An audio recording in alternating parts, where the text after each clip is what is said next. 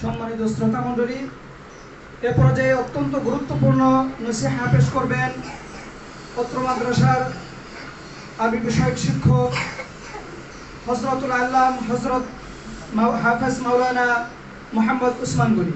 হুজুরকে নসিহা পেশ করার জন্য সবিনয় অনুরোধ করছি।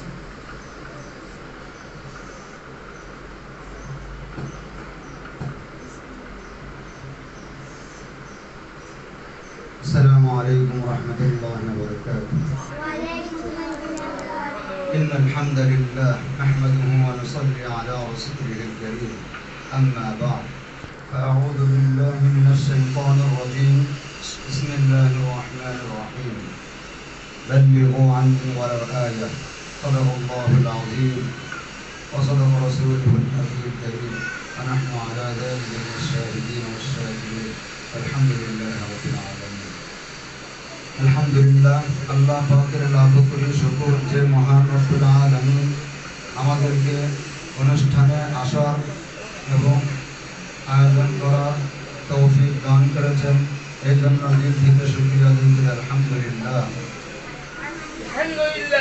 আমিও এখানে এই বছর প্রথম শিক্ষক হিসেবে নিয়োজিত, আপনাদের সামনে নসিহত করতেছি প্রথম।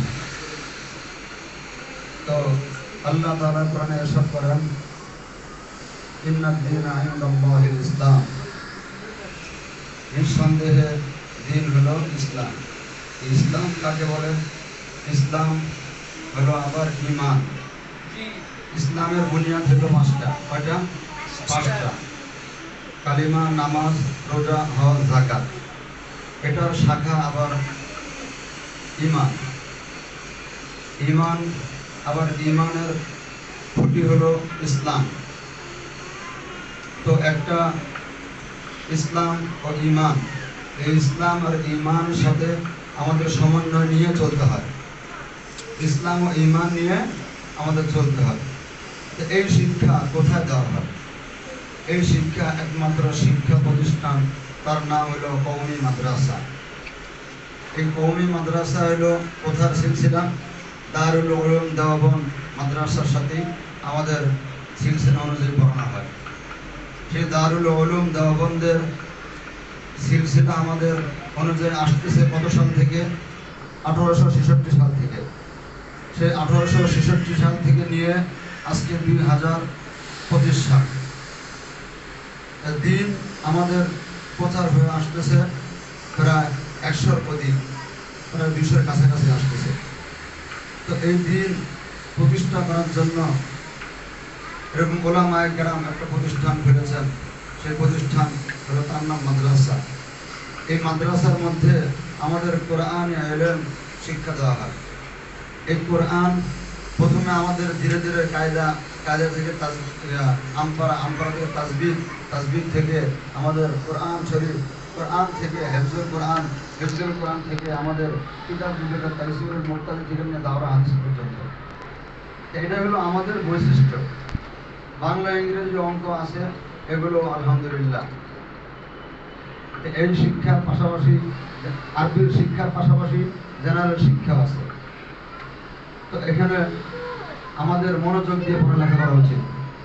কি দিয়ে পড়ালেখা উচিত? মনোযোগ দিয়ে পড়ালেখা করা উচিত। মনোযোগ দিয়ে পড়ালেখা করলে আমাদের আদর্শের শিক্ষা শিক্ষিত হওয়া যাবে।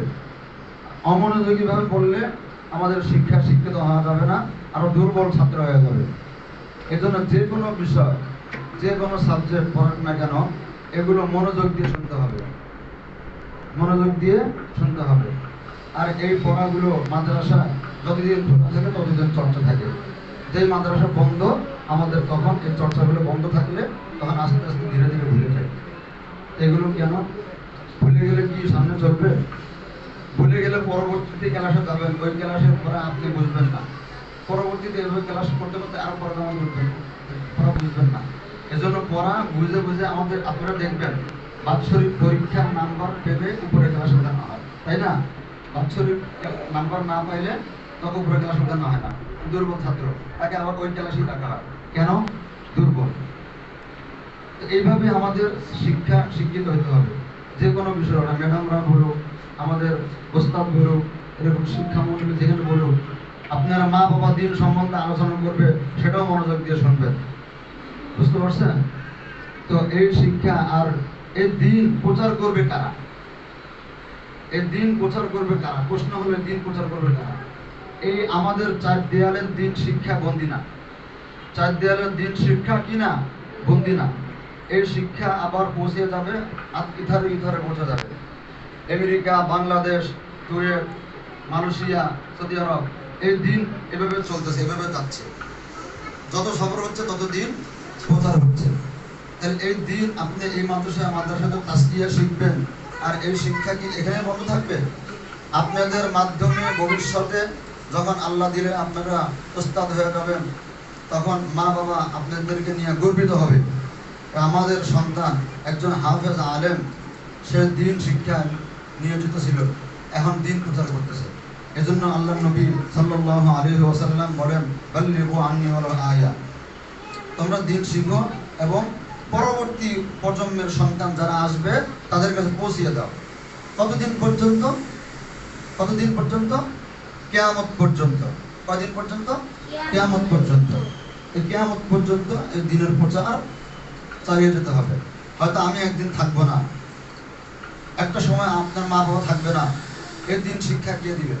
এই দিন শিক্ষা আপনাদেরকে দিতে হবে। আর এই দিন শিক্ষার পরবর্তীতে প্রজন্মে আবার প্রচার করতে হবে কাদেরকে দিয়া? আপনার সন্তানদেরকে দিয়া। এভাবে চলতে থাকবে। আল্লাহ তাআলা আমাদেরকে আমল করার তৌফিক দান করুন। ওয়া আখিরু দাওয়ানা আলহামদুলিল্লাহ। আসসালামু আলাইকুম। আলহামদুলিল্লাহ, অসংখ্য